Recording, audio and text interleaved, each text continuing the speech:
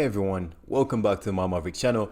If you like the content that I produce on this channel, please don't forget to like and subscribe. And thank you for coming back. If you've already subscribed, if you've not, still thank you for coming back. You're always welcome. So the point of this channel, I always reiterate, I always say again, is to try and figure out, we're not just throwing darts to random things. We're not just putting out random content and just being moon boys and just randomly throwing around our resources, our hard-earned resources at random projects and hoping that we get a 10x return on our investment. The point of this is to see the evolution of the cryptocurrency space. Where is the money going? Where are the investments going? Which projects have potential? Where are venture capitalists looking? Where are the retail investors looking? Now, today I want to cover two articles, only two articles, simple articles, but the depth of them is quite sublime. Now, they're short articles, so don't worry about that. But just look at the details. The devil is in the details as we try to put these pieces together. So, without further ado, let's go into it. The first article that I'm talking about is this. Sign Futures raises $14 million for derivatives DEX supporting anything with a price feed. Polychain Capital. Guys, Polychain Capital has popped up again. Follow this venture capitalist firm.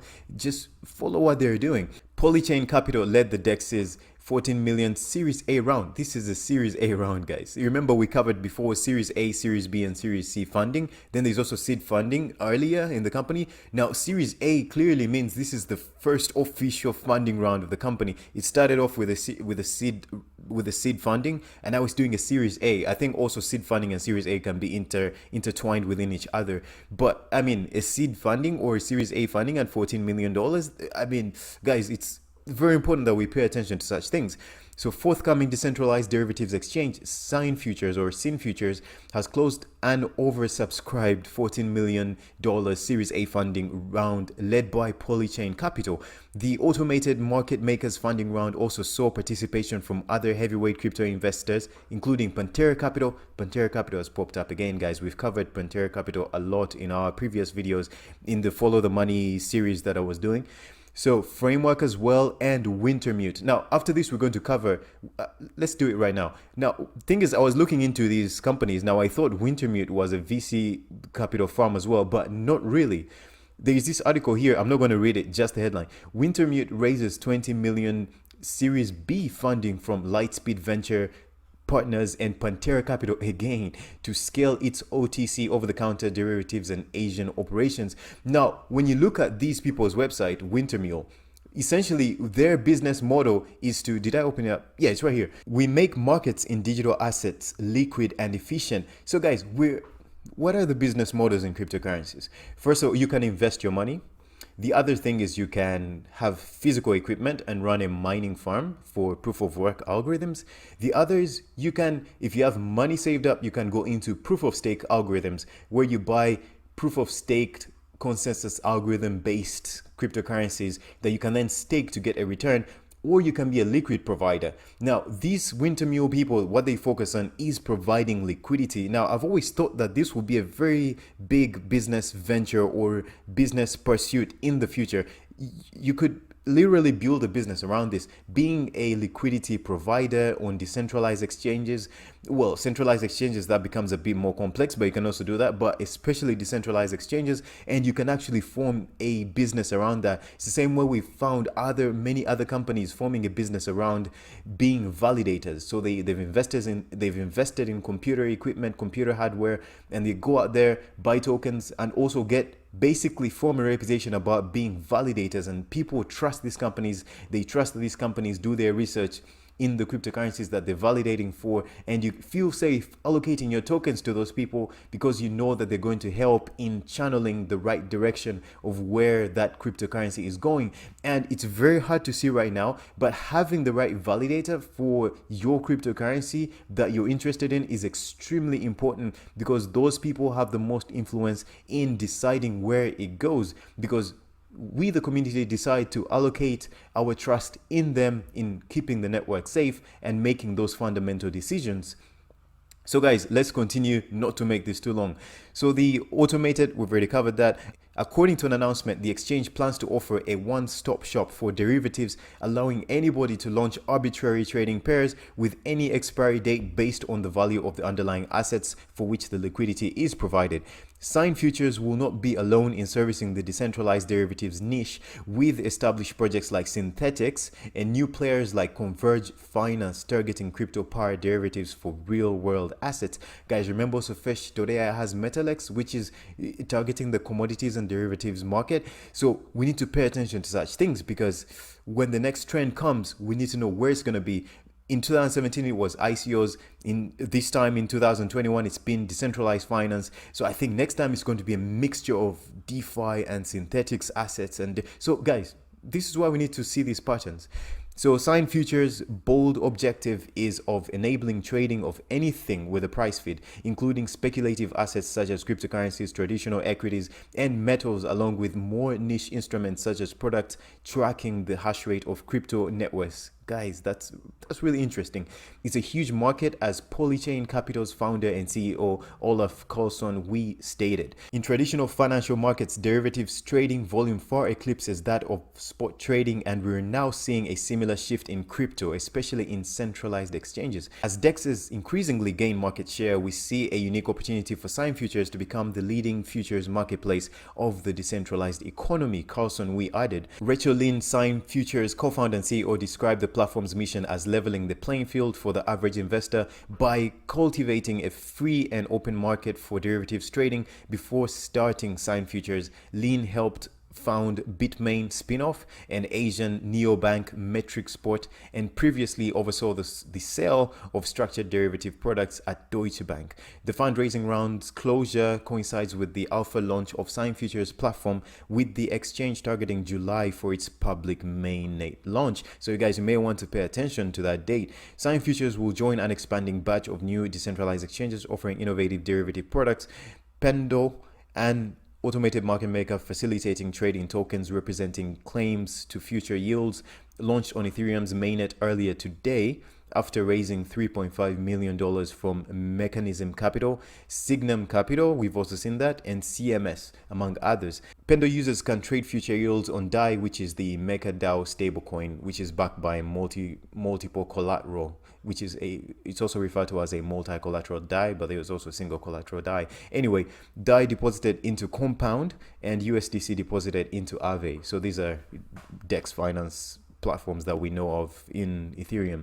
Last month, Euler Network, a DEX that allows traders to speculate on Ethereum's gas prices, completed a public raise through a liquidity bootstrapping pool, LBP. So guys, there's a lot in this article. It's a short article, but there's a lot to learn from it if you look in depth of what is going on, and if you're the type of person that's really interested in building a business and building a future around this digital asset space by understanding these financial instruments and the way they are being nurtured, the way they are being directed, where are they pointing, what is going to come out of all this. Now guys, the last article that I want to cover, I know I put out certain content about virtual worlds, especially Decentraland, and they don't get any views, but guys, I feel good for all those people that are paying attention, because this is a place to pay attention to, especially if you're living in this 21st century. Okay, so let's cover this article and end this. Digital land in Decentraland sells for $913,000 to a virtual property developer. A virtual real estate investment firm has a new platform record. A virtual real estate investment firm has a new platform record for the most expensive digital land plot in Decentraland's metaverse after spending $913,000 on 259 parcels. So guys, personally, I have an estate in Decentraland, which is just 2 plots. So one advantage of having that is that if you buy an estate or a plot, which a plot is 1 parcel, then you have more than 2 adjacent parcels, then that's an estate.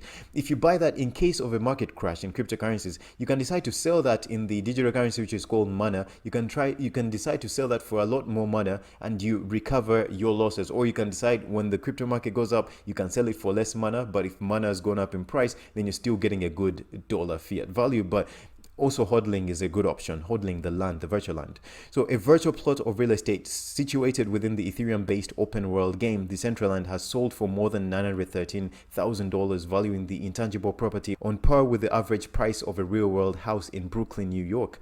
So virtual real estate is sold in the form of non-fungible tokens dubbed land in Decentraland, with the digital plot being sold to virtual real estate focused investment firm Republic Realm. The plot actually represents 259 parcels of digital land, with the transaction settling for 1,295,000 of Decentraland's native mana tokens, worth roughly $913,000 at the time of the sale. So you see, that would have been about 1.295 mil, way more than like 1.5 million at the height of the mana token. So this was the, you know, the official Twitter stamp of approval, Republic Realm announcing their purchase of this land. And when you go into Decentraland itself, you notice this land is next to a very prime place called Crypto Valley.